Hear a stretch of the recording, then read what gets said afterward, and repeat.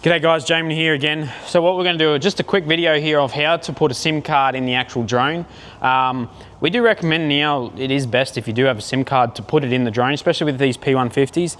Just updates a lot quicker. You can get unlimited signal and stuff like that if you are operating in areas with no service, sorry. So pretty much what you want to do first, you want to take this hood off here. So what you're going to need obviously is your little 3mm Allen key to get the hood off. So we'll just pop him off here. One screw on each side and then one at the back. One at the back in here, like that. And then that hood just pops off like that. These ones now obviously are screwed on, so the old ones used to be clipped on. Now the hard bit is in here. If you come in here close, you'll see there's two little funny little looking hex key screws. So they're actually a Torx bit screw actually. You can get a 1.3mm hex will fit these, or you can get the small Torx bit as well and that'll fit it. I'm actually just using a little tiny flat screwdriver here as well. We find that works as well. If you get the right size, you can fit it in there. So what you want to do is just get those screws out, pop him out, we'll get them off. Take each side out.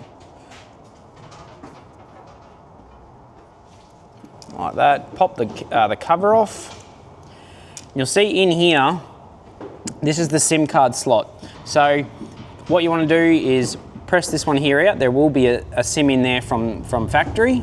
You don't actually need that SIM in there anymore. You can throw that away pretty much if you want. It's pretty pointless. Then what you do, you get your SIM. We're using an Optus SIM here. We'll just pop that out. It doesn't need to be anything flash, the SIM either. Obviously, you know, have a bit of data on it, it doesn't need to do any calls or anything like that. But so what you want to do with the SIM, make sure the chip is facing to the top and the cutout is to the back. So pretty much exactly like that, if you can see that. So that just slides in that. Make sure it goes in that actual, the slot there, and it doesn't go underneath it, because I have seen them go underneath the slot and you have to pull the whole flight controller to get it out. So you push it in until it clips in, and then pretty much you just put everything back together, and it's as easy as that. Screw him in, screw both of these in, and you're good to go.